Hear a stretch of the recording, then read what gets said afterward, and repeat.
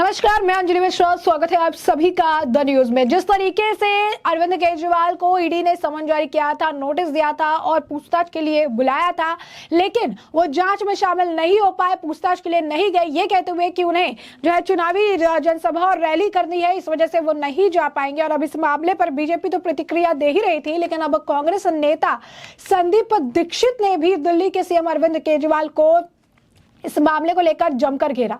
उन्होंने कहा कि अरविंद केजरीवाल डर गए हैं, वो जांच से भाग रहे हैं, भगोड़े आदमी है, बड़ा ही बेवकूफ आदमी है, जनता को बेवकूफ बनाने का काम कर रहा है। ये सारी बातें जो है उनके द्वारा कही गई है।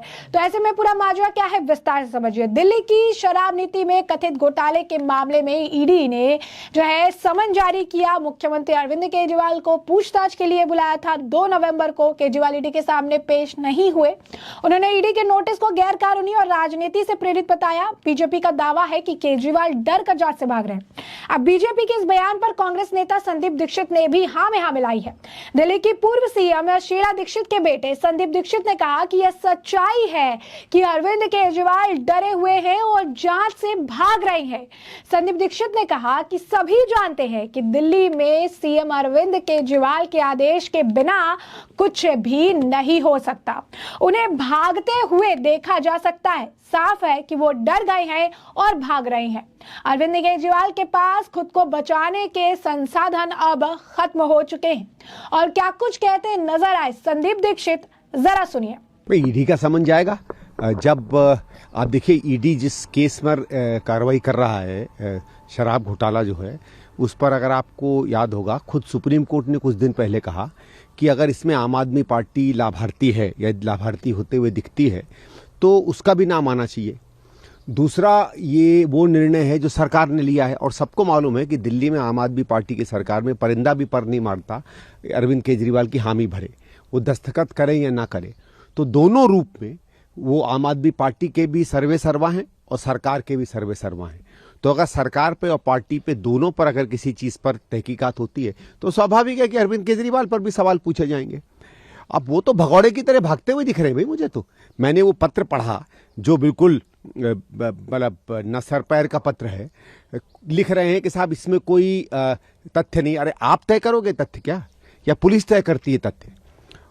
उसमें लिखा है कि जब कुछ है ही नहीं तो ये लग रहा है कि जैसे फिशिंग एक्सपेडिशन है। अरे फिशिंग एक्सपेडिशन भी हो तो भी पुलिस बहुत से केसों में जिन लोगों का नाम संदिग्ध रूप में किसी चीज में सामने आता, भले बाद में पता चले कि वो निर्दोष हैं या नहीं, उनसे बातचीत करती है। इसमें फिशिंग क्या है?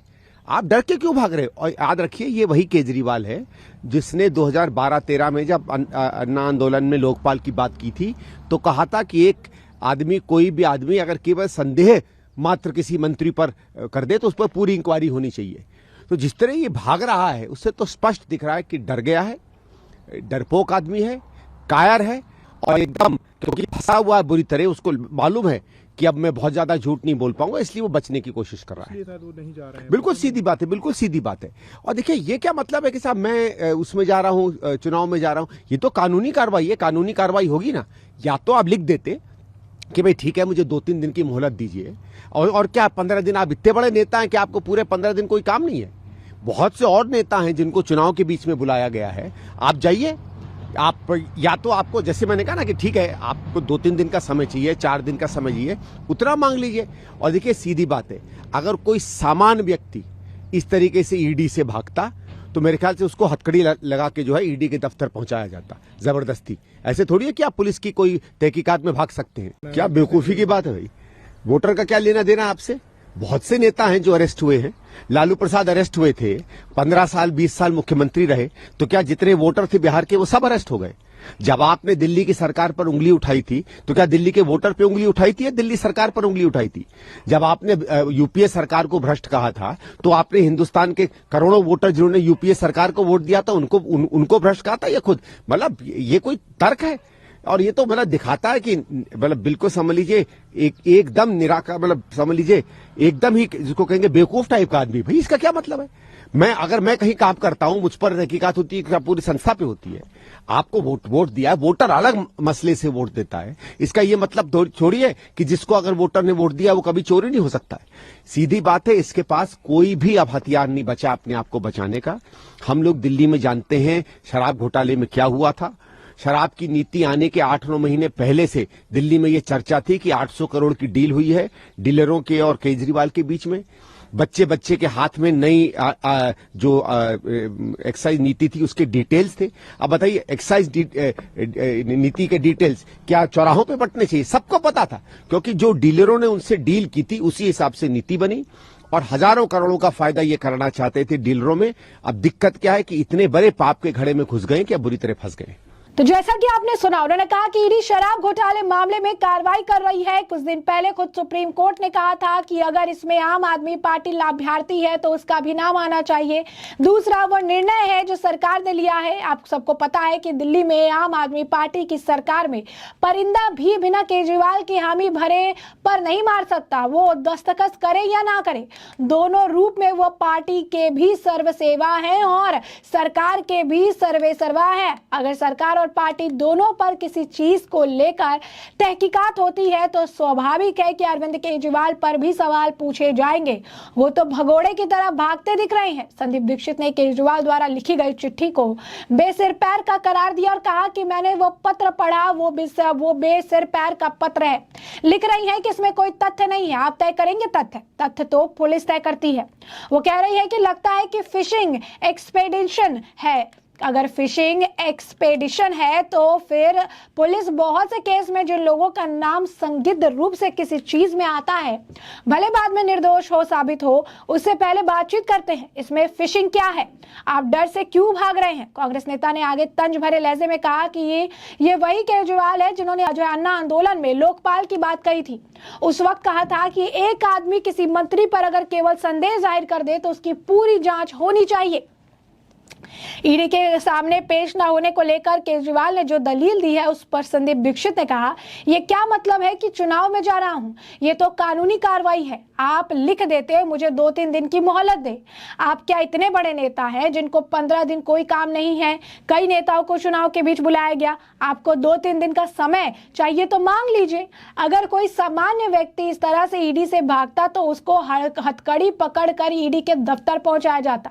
बता दें, आम आदमी पार्टी आरोप लगा रही है कि दिल्ली के मुख्यमंत्री अरविंद केजरीवाल को ईडी द्वारा समन जारी किए जाने के पीछे एक राजनीतिक षड्यंत्र है और विपक्ष के जो नेता हैं, नेताओं को जानबूझकर निशाना बनाया जा रहा है। आपके दिल्ली प्रदेश संयोजक गोपाल राय ने बीजेपी को जांच एजेंसी का दुरुपयोग रोकने की अपील की। उन्होंने कहा था कि दिल्ली के मुख्यमंत्री अरविंद केजरीवाल ने ईडी के समन का जवाब भेजा है। उन्होंने इसे वापस लेने की मांग की है, लेकिन ईडी का जवाब नहीं आया। इसके बजाय बीजेपी प्रवक्ताओं ने ईडी को भेजे केजरीवाल के पत्र का जवाब देना शुरू कर दिया है।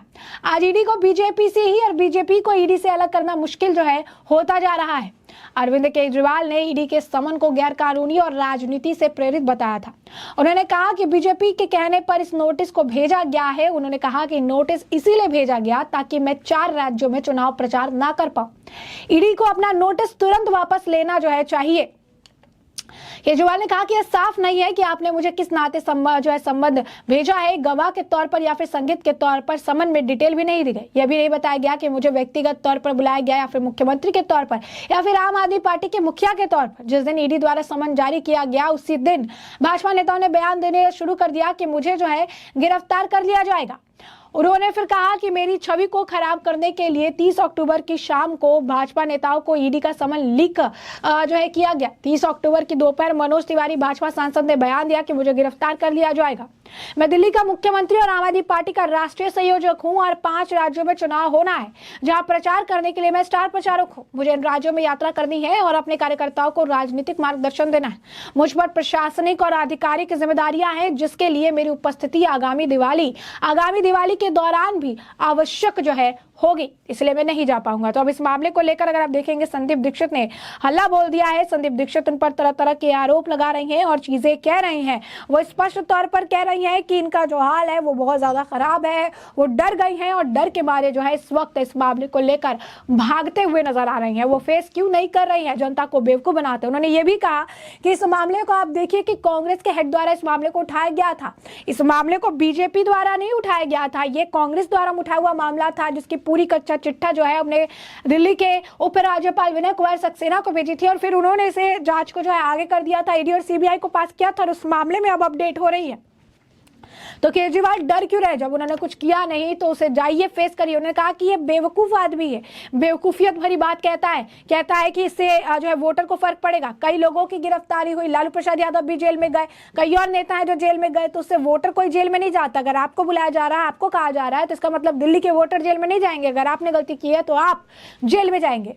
तो आपने देखा किस तरीके से संदीप दीक्षित जो है वो लगातार जो है अरविंद केजरीवाल पर जमकर निशाना साधते नजर आए और उन पर तरह तरह के सवाल जो है खड़े कर रही है। ऐसे में अब इस पूरे मामले पर आपकी भी जो राय हो हमें कमेंट सेक्शन में कमेंट करके जरूर साझा करिएगा। धन्यवाद।